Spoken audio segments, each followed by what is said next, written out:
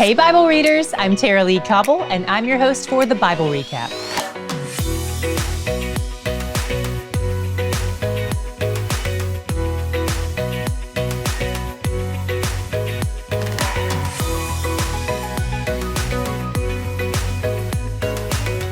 Today we drop back in on Moses' parting words to the Israelites before his death, and he starts with a command we've heard often, but we've never really drilled down on it. God has commanded us to love him. The word love here indicates emotion. It's action adjacent, but it's emotion specific.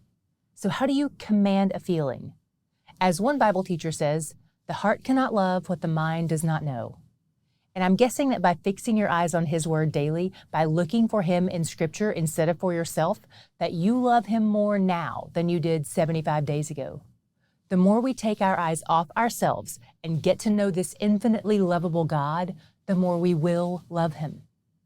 Moses speaks specifically to the adults among the crowd who were alive when the Exodus happened, and he reminds them again to remember who God is and what he has done for them. In 11:16, he tells them to pay attention to their hearts. There are things around them that will entice them to worship them, and they have to be vigilant to not be led astray by these new, shiny things. If they stay faithful to God, no nation will overtake them.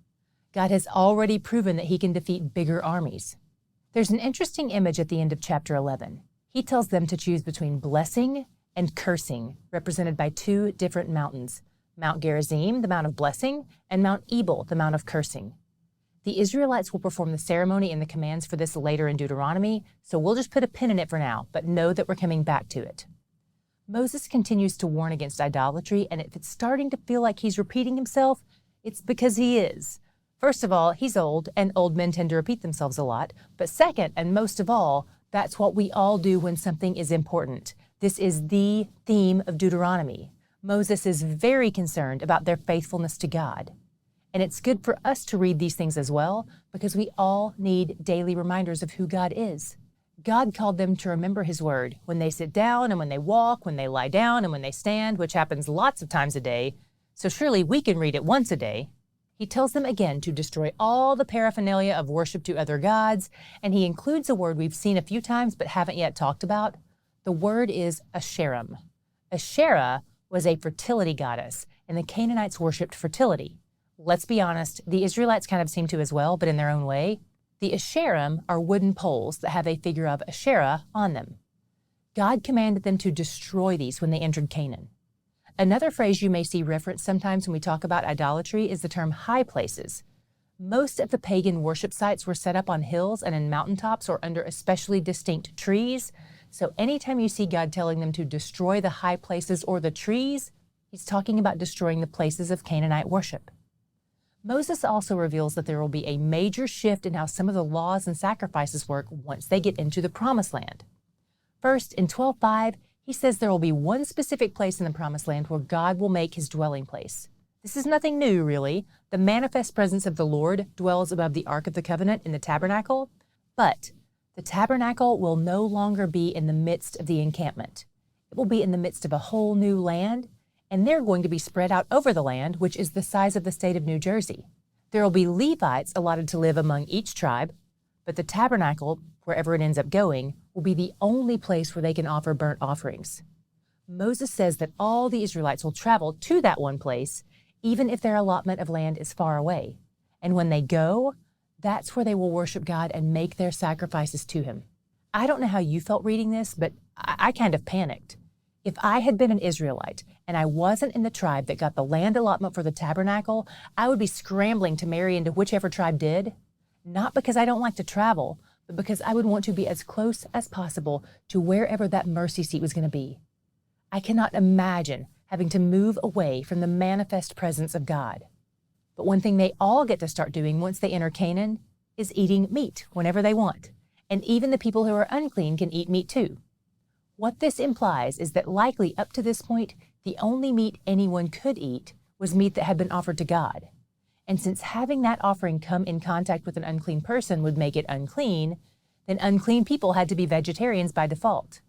So now, with this new situation unfolding where they'll be spread out instead of living in one encampment, they'd have to travel a long way to make sacrifices, which would mean they'd only get to eat meat when they made that trip.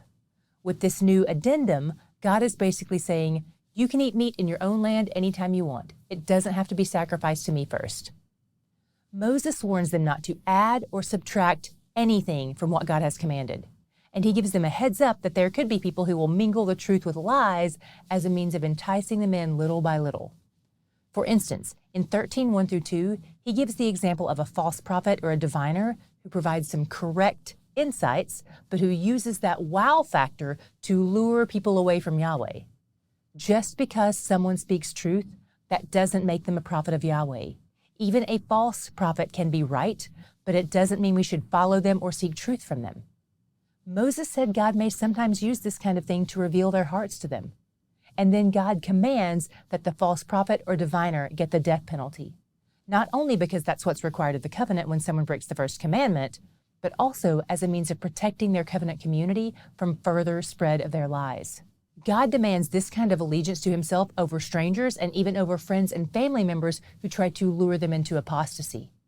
These are intense preventative measures, but these laws are supposed to deter people from rebelling or enticing others into rebelling, and they're a necessary step in God's plan to restore humanity in relationship with himself. This is a protective measure for everyone. Where did you see God's character on display today? What was your God shot? There was a subtle thing that showed up 3 times in chapter 12, verses 7, 12, and 18, that really sets Yahweh apart from all these other false gods. In each of those verses, he says something like, "You shall bring your burnt offerings and sacrifices, and there you shall rejoice." When people made their sacrifices to false gods, it was to appease them or entice them to give them what they wanted. It was an attempt at initiating some kind of response from those false gods. Either, hey, please stop punishing me, or hey, please give me what I'm asking for. But with God, none of that is how we approach him. Our offerings to him are a response to his initiation.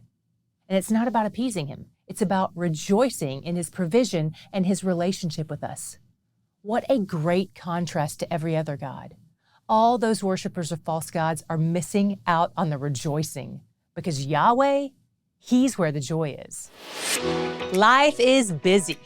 You may have to pull some all-nighters on homework or finish a project or finish your kid's project. Regardless of what keeps you up at night, we want to make your mornings better. And one way to do that is by filling your oversized coffee mug to the brim, especially if it's one that says, I start my day with a God shot. And if you want to rise and shine with us and your coffee, or even if you're just interested in some online window shopping, look for a link in the description box or visit our store at thebiblerecap.com.